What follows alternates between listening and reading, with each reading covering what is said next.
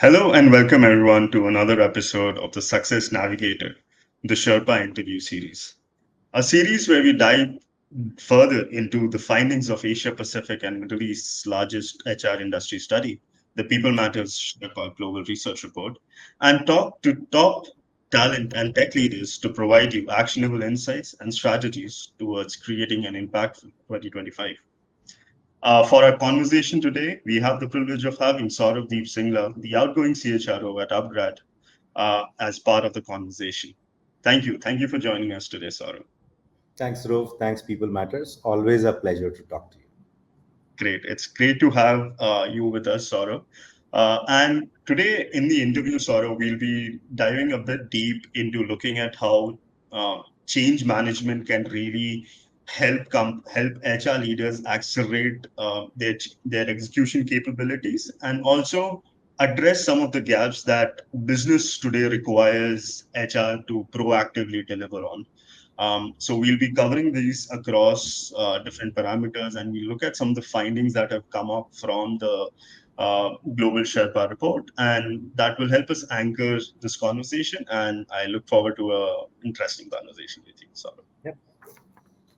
Great. My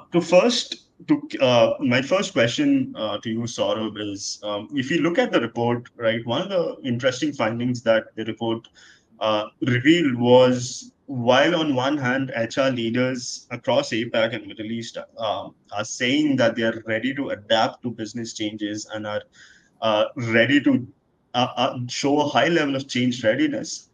Tech-enabled change execution remains a major challenge, and this is especially magnified when it comes to increasing productivity through using AI and analytics and executing digital transformation journeys in their companies. Why do you see this challenge exist today, and how do you see change management can be further improved or further strengthened to address this gap in the coming year? Thanks, Rove.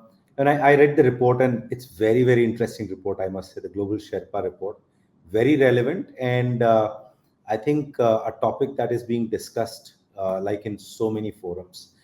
I'll just break the question into three parts. One is what is this change and the tech change? Two, what are the gaps we're talking about? And three, what can we do to overcome these gaps? So look, the number Definitely. one thing when we talk about the tech change, my thought is first of all, I think overall change management as a subject is becoming more and more critical. And it was a challenge earlier as well, but now with the dynamism of the business and so much of changes that are coming across the world, it's only becoming more and more critical and important. And the first gap that I've always believed in, and I've been speaking about this for more than a decade, there are only handful of HR leaders who actually get to understand the business and the product. So that gap is the first one. If the HR leaders and the HR teams are focused on getting themselves immersed on what their business is about, what the industry is about, and they really need to know the product as well. I mean, what are you taking to the customer? If you understand that well, it is so easy to get immersed and understand what is it that the business is needing. And now Right, from right, there, if you really want to make a dent in the business in terms of making it positive, both on productivity and EBITDA and revenue, uh, right. the tech enablement of HR is becoming most important more than ever. Most important. And look, as this whole change is coming up and as people are realizing that the tech change management is so much more important, there's some of the challenges that the HR leaders across APAC and Middle East and many more regions are kind of looking at. First, I would say the skill gap and the resistance to change. I mean, gone are the times when people used to say, "Oh, my job will go if I adopt to technology." I think that's gone, thankfully. But at the same Right. time, how many of leaders really understand what is AI and what are the Gen AI tools? One question to ask is, have you actually taken any course, or have you actually trained yourself, or have you spoken to some of the service providers who are bringing these new age tech? Gap number one. Right. The gap number two, I would say, is technology integration. And it's no more about just getting an HR management system. The integration is about one, having a system which actually gamifies your life, which Yeah. actually integrates across functions and not just HR function. So we're not talking about just HR data of hire to retire. We're actually saying, okay, can you link it to the productivity? Can you link it to the profitability? And can you link it to the customer NPS? If you can Correct. bring that blend, that's technology integration in the real sense, I would say. At the same time, I think HR leaders also have to think what is their structure about, the organization structure. How many layers are we talking about? I think COVID made everyone feel that the world is moving to a very different hockey stick growth. Yeah. And now the post-COVID era is actually telling people, oh my God, that's not how it's going to work. But we've actually increased the layers in the organization. So imagine the customer is on the 10th layer or the 8th layer.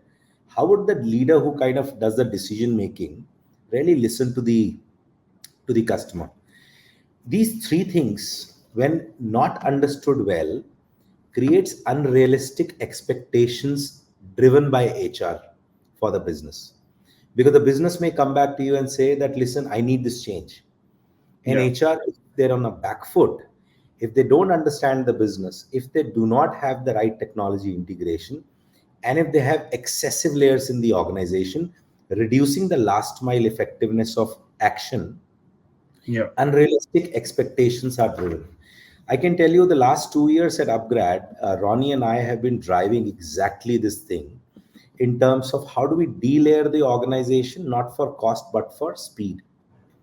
How do we Definitely. integrate the productivity data into the diversity data and the demographic data to look at if there is attrition happening in Gen Z, why? Unless you go to the depth, I mean, we've beaten it down to a significant low level, but we're still not happy with ourselves. We believe it should actually be like an established manufacturing sector. That's when you can really get the juice out of the real learner experience that we want to create as we Understood. are a learning company. So these Yeah. four challenges are like the key challenges that we're grappling with, not as an industry or an organization, but across the country, I would say, or across the continent. And now Understood. this brings me to a fact that if these are the challenges, and look, theoretically, we all know these challenges, by the way. We are all aware about these have been there for ages. It's just that the magnitude is changing, and some of the challenges are becoming bigger, some of the challenges are becoming smaller. But what are Yeah. the things that we can actually do to make a big difference? The first thing that I would say, and this goes not just for HR teams, but actually for the entire organization, but more so for the HR because that's what we're focusing right now. I'd say the first thing, and I remember my days at Rio Tinto, we had a complete turnaround of a GCC setup we had. We had Okay. functional specialists who were always talking about the tickets, about the functional output and the KPIs. But the business was always saying, but listen, I don't see you on my side. I don't trust you. My confidence is not going high. We figured out the strategic business alignment and the understanding of business was a huge gap. We said, Understood. stop the tickets, start talking. Yeah. Get it to become a part of the business reviews where possible. And look, what I did was my own HR reviews with the teams. We started the first 15 minutes was you have to tell me if you're working for a mine, recruitment process of a mine, what mine is this? What's the hectare? What is the product? What is the competition in the 100 kilometers? Where are you losing talent? Where are you getting talent from? What are the most effective people? What are the least effective people? And what are the top three problems of your business head? We did Yeah. that and we had a complete massive turnaround. Number two, tailored skill development programs. We're still, if you're thinking we can just pick up anything off the shelf, that's not going to bring the change. HR teams have to absolutely go deep down and figure out what are the tailored programs to find out what are the kind of skills which are not there and there are gaps. We're not talking about a world of role based competence, we're talking about skill based roles in future. If you do not have the relevant skills, you're not going to crack the jackpot. So we'll have to figure out by division, by layer, by cohort of people, what are the kind of personalized skill development programs for a cohort that needs to be created. And look, at upGrad, because we are a learning company, we're actually doing this for so many of our enterprise clients, Yeah. and there Yeah. are enough more big GCCs. I would not take the name just for the sake of confidentiality, but we are absolutely creating personalized programs for the cohorts, and it is bringing in results. The third thing I would also say is our employees do not know at times, the HR teams don't know at times what's happening in the business, because typically the leaders go into the meetings, they come back and they're just telling the tasks. I would definitely recommend, please make sure that as a leader of whichever function you are, please go back and make sure that the inputs are told to the last layer as well, and train them on how to build collaboration with business. And with these changes, what is it that they need to think differently on changing their style or plan or strategy in HR. Once you do Yep. that, it's going to be absolutely a different game.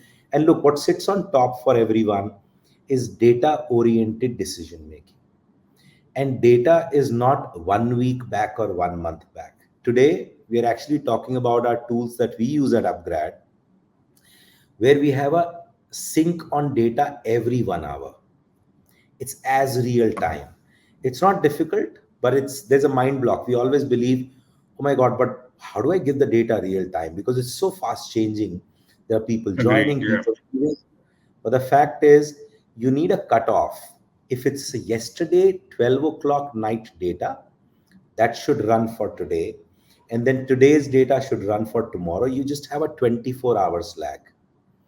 And then some of the changes which is on operational productivity of the employees coming into your system, or the real time inputs that are coming up either from your amber reports of happiness, engagement, disengagement, or they're coming from your different surveys that you're running, or they're coming from your system in terms of who all have resigned, who has taken back the resignation. You can drive real time decision making, and those charts should be the one that you should be seeing. If you don't have 3 to 4 monitors displaying data on one of the seats of HR, I can tell you you're losing on so much information input. These That's four key things I would say are good, but there are many more. But I would limit it to these four, because these to me are a real high impact on the 80-90% of the effectiveness. understood. Understood, Saurabh. And I think that entire answer has a lot for our listeners to unpack, because what you did brilliantly is what we've also found in the report is, if you look at tech enabled change execution, it can then be further be broken down into a lot of other specific challenges that HR faces. And I love how you encapsulate those challenges, and then you provide solutions in terms of what can HR leaders really implement and really bring to the table, so that business at the end of the day can trust HR to execute, and really create that impact that it wants to. So thank you for that, Saurabh. One point that you mentioned, and it came up in different avatars in your answer, is the need for HR itself to look at its own skill and its own functional effectiveness to drive transformation, and to drive technology impact, because we've seen technology impact directly correlates to how impactful it is to deliver talent management results, learning results in those different areas that it looks at. Um, so, what areas do you think HR leaders should really be focusing on in the coming year? What skills, what competencies, what mindset changes do you think is required, both from a tech standpoint and making them more people-centric standpoint? And if you can, maybe share some examples of what you have looked at during your work at upGrad in the past year. So You go to a Myntra website or an Amazon website or any consumer website, as a user, what do you want? You want a personalized experience. Now it's very easy if you use tech. It's very difficult if you're trying to do it humanly one on one. But personalized experience for employee is the game forward. Now, which means that when you're interviewing them, when you're onboarding them, when you're actually inducting them, when you're actually evaluating them on performance, everything has to be gamified. You make the person believe that, let's say, upgrad or any organization is actually saying, Dhruv, I really know that you had a great experience during this process. What's happening next in your life?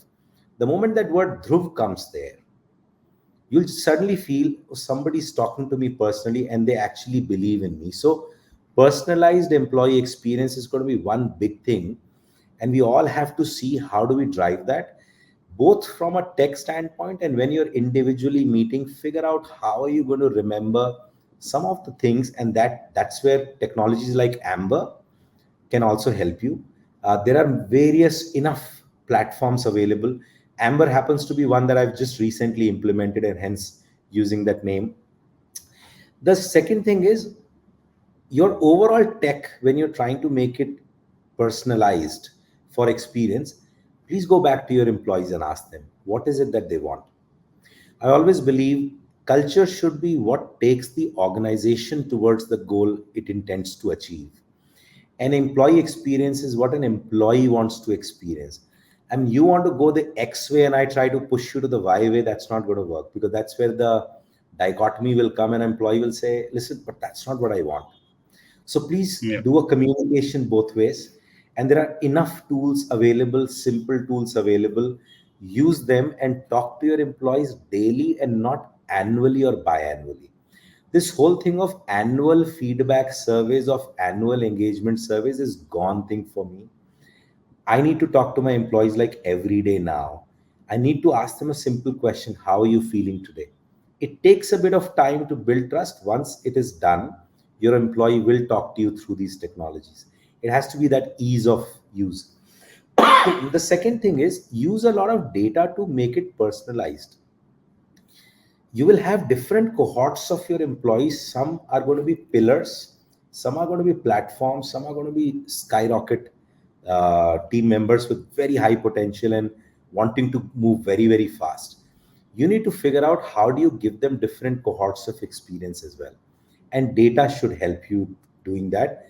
The data on performance, the data on productivity, the data on past records, and how can you predict your workforce, a particular location in a particular division based on the market dynamics of availability of roles and poaching.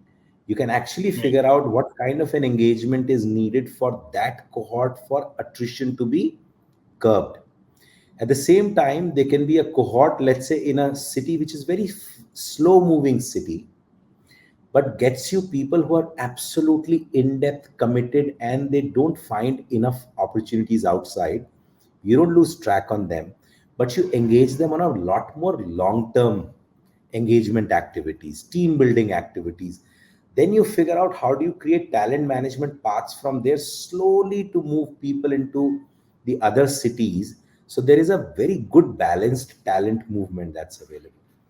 At the same time, the training is no more about I have these 5 programs and you take it.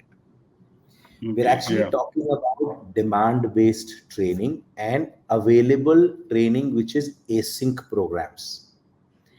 You want to give the opportunity to people to decide when do they want to learn. I don't want to learn sitting in a classroom anymore. You give it to me on an app, and probably at 12 in the night, if I'm awake, I want to do that, or probably I'm an early riser, I'll do it at 5 o'clock in the morning. I'm just right now doing a course from Cornell, and a lot of my employees are doing it as well. And we were just talking, we saying it's got all the best features. It's not pushing me to do it at a particular time of the day. The async program helps me. So figure out Yeah. what's that need. Number one, two, ask your employees what do they believe, and of course ratify it. It's not that I am a I'm a rocket engineer and I'm asking for something on chemicals. That's not going to help if it's not related. So figure that out, but give that thing to definitely bring a cross skilling and a digital native program. It's going to be very critical if you're talking about trying to catch up with the speed of business and trying to catch up with the dynamism and the changes that's happening across the world. Look, the world is not getting disrupted in a decade anymore. It's actually getting Yeah, disrupted in a quarter or 2 quarters, or you can actually foresee that it's coming. So if that's happening, figure out how do you cross skill people and also keep them agile, because that's going to be very important for your employees. And look, they will trust you more if you tell them that, listen, with all these changes, I can't guarantee everything is stable forever, but what I can exactly, exactly. guarantee, I'll upskill you, I'll upgrade you, and you're going to be ready for any new challenges that keep coming up. Your trust factor will go multiple levels high with that. And look, Agreed. all your And sorry, yes, please. just one last one. Your HR practices have to be agile and not fixated on the processes and policies. Of course, the larger circumference has to be drawn. Your integrity, your ethics, your corporate needs, all those are fine. But keep it agile. Make it two-way communication. Keep asking people, and it's okay to change some of the policies if it's making sense. It's not about democracy. It's actually about the need which is genuine, how fast you are. And remember what I said, least amount of layers, so that you can listen to your customer. HR leaders have to listen directly to the floor and not via. You need to have your Understood. antennas up. And if you're agile, I can tell you the employees will tell you what's going to take us to the future. Then we don't need to do a lot more surveys then. Yeah, agreed. I think again, agility skills. A lot of these points that you mentioned, it's great to hear from you, because what the report also found, that not just from an employee standpoint, but a direct impact on business outlook in the coming year is how agile, how skilled, how digitally ready, how innovative, sorry, is the workforce going to be. So there is a direct business outcome that a lot of CXOs are looking at from their workforce, and HR really needs to deliver on that. So thank you for bringing out a lot of those important points that HR leaders should be looking at. We mentioned agility a couple of times. We mentioned removing layers a couple of times. If you have to look at your own HR operating model at upGrad, how do you see that shifting, and how how should operating models evolve to sort of provide companies with that agility when disruption is not happening in a decade, but happening in quarters? Very interesting. And actually, you've seen this happening. I remember when I joined, and we're a company which acquired a lot of companies, and we had to bring them all together to make that one upgrad and the upgrad culture and the experience for the employees. Uh, we've seen a time from where it used to be all HR generalists to a time when we spoke about create a COE, create a shared services, and create the front end HR partners, to the current state where we're talking about there is a set of HR business partners who can only talk about two aspects: productivity and profitability, and nothing else. Which Okay. means you're using lots of data, you're talking to the business, you're actually getting immersed into their P&L, their strategies, their success, their failure. And I've got a set of HR partners now who just do this for their living, and they're not authorized to get into the day-to-day query management and the engagement and other activities. For that, we have location HR. The location Understood. HR picks up the engagement, training, query management, and that too is far. The query management is fast moving to transformation and technology, because that's something you don't want to wait to meet an HR person. So bots are being Exactly. introduced. So Yeah. a chatbot is now an HR team member as well. We're just short of giving an employee code to the bot. Yeah. Yeah. And then the functional experts are becoming critical. However, One thing that I'm seeing is no more you need absolute experts unless your company size is very large, like a Ecom Express or a Rio Tinto. Okay. You need Okay. people who are specialists, but they are absolutely good on understanding business. So, Mm. HR business partners, location HR, COEs, shared services, but the corporate team is sharper and smaller. Your ground team on enabling the business is actually becoming better and focused by the leader to be the right hawk sitting next to the leader and helping them hunt the right profitability and productivity, and at the same time not losing the eye on employee experience, because this is not about Mm. pushing people to a level where they're saying, yeah, this is only work and I have no balance. uh, Yeah. you have to create that balance as well with the location HR teams jumping in and engaging the people on the floor, talking to them regularly, every day, every hour, and make sure that they get personalized attention. And at the same time, also making sure you talk to the leaders, align them, and do not set wrong expectations for your people. Go to your employees and clearly say, I will make sure that you earn the best. I will make sure you're a part of the long term wealth building. I will make sure that your learning is absolutely a hockey stick. I will also make sure that you're not having a worst work life balance. But look, at the same time, you're going to decide how much of hustle do you want to do, because if it's about my learner on the ground, I want the learner to have nothing less than 10 stars out of 10 stars on Yeah. their learning.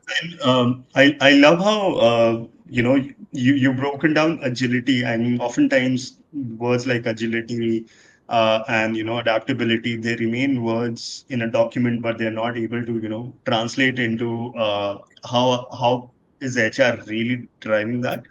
It's interesting to hear from you how you've looked at doing it at upGrad. If you had to look at maybe the next 12 to 18 months, right, what would you think one thing should CHROs really start doing to, bring that focus of agility from the top to the end, HR location manager, as you say. What is that one thing that you see missing right now that CHROs really need to start doing? We forgot, we all know that training and learning is very critical, and I'm not saying because just because upgrad is a learning company, but look, we've recently concluded on a mentoring program for top 250 leaders, and this was Okay. done by the top 14 leaders. We created those groups, and for 6 months each leader took about 10 to 12 people. What we have today, Dhruv, is an absolute well knit leadership community, and now is the next stage to take it to the next 500, then to the next 2000, and then the next Understood. 2000. Very critical that you, any type of learning, whether it's about tech change, agile mindset, you drive it from the top by absolutely engaging and immersing. Bring a mentoring program and start seeding the right change that you want to do, and in the same process bring external trainers, bring some external thought processes. Definitely try to get leaders from successful companies which have brought in change on technology to come and talk to your leaders. It is very important to actually seed that thought. We got our leaders to meet Piyush from Lenskart. We got Falguni from Naika to talk. Uh, some of these interactions really just opened their minds. And then, of course, Understood. we've got great leaders like Ronnie and Pramath with us, who, when they talk, people really could see what's coming up in the future. And it's so, so insightful. Yeah. And I think this goes back to your point of really, removing a lot of these layers and ensuring leaders are able to interact from the top to the bottom to ensure agility. That's actually a great point that I think really needs to be implemented in the coming year. That actually brings me to my last question, Saurabh. And we've spoken about different components of change management. We've spoken about skills, and we've We've looked at how HR really needs to build that business understanding and that trust with business. But if you have to look at, the next 12 to 18 months, I mean, given how disruptions are accelerating, what aspects within the current change management process do you think HR leaders really need to focus on strengthening? And what aspects do you see will prove critical to helping business drive impact? So, your two thoughts on that. And the first thing that I say, and I was talking to a couple of my colleagues from some of the unicorns, and they're facing the same challenges. COVID times, HR emerged as a true partner to the CEO and helped them steer through a lot of gray areas. And CEOs gave them a bigger, fatter seat on the table. Now there is a commercial COVID happening, and everyone's looking for profitability, growth, and sustainability. And the CEO is coming back and questioning, hey, listen, I need you to help. I need you to partner. Where are you?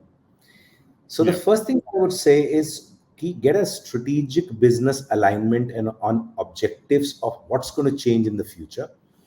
Get your leader on the table, get it signed, talk, and keep it agile. Because if you don't have it signed, maybe your leader thinks something else, you're thinking something else. Right now, the businesses need HR to fuel the profitability and productivity. The fancy practices are great. I'm not calling out the fancy practices, but this is about making sure your business P&L is green and is thriving and moving the right way. That's the understood. first thing. Number two, make sure that you're collaborating with your business leaders beyond your CEO.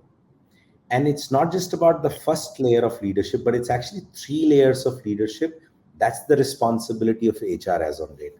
Make sure they're fully aligned, fully empowered, and figure out where are they struggling, because they are going to unlock the last mile execution.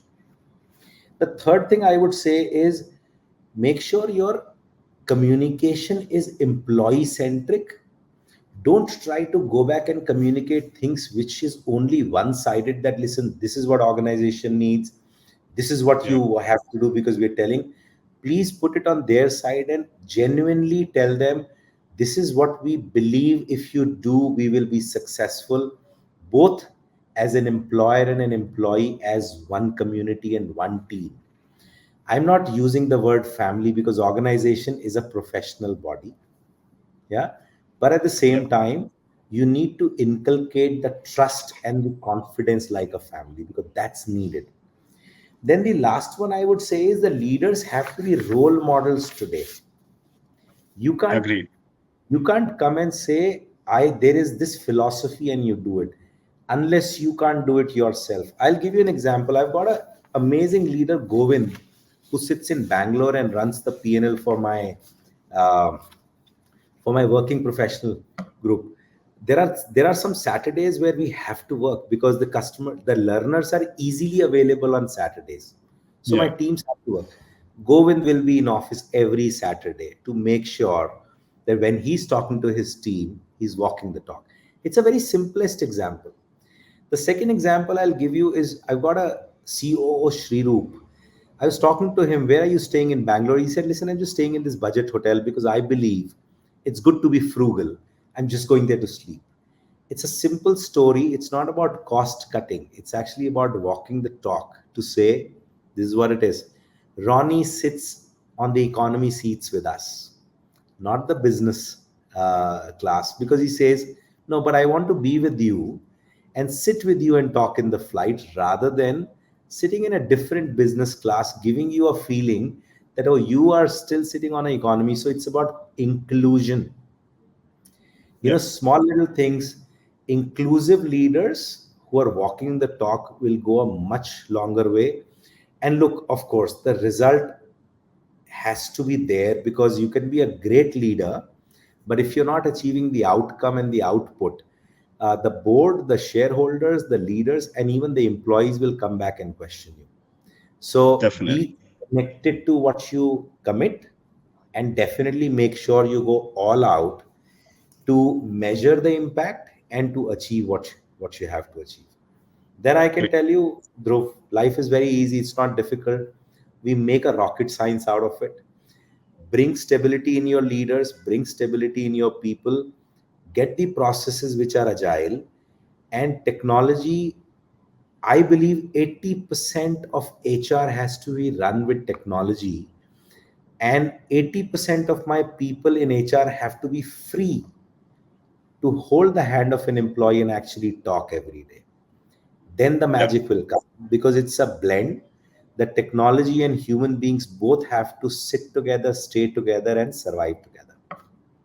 Okay, that's actually a great thought, to sort of end this conversation, and it encapsulates a lot of your views and points that we've covered across this interview. So thank you, Saurabh, for joining us, and thank you for really looking at how we can make the entire change management process and raise HR's ability to deliver business impact better.